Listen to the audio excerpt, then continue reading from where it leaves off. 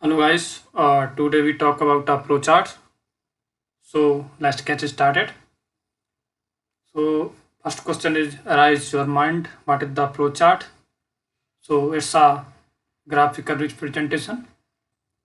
Now, before doing the question, we understand the what is the symbol and what is the symbol name and how it operates. Okay, so when we are starting or ending the program, we are using this symbol.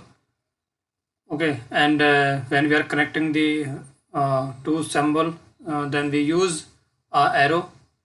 And when we are taking the input, read input ABC. Suppose that you are taking a two input number and add these number. Then you use this symbol. And when you are calculate the calculation, then you use this symbol. And if you are using the condition statement, then you using this symbol. Okay.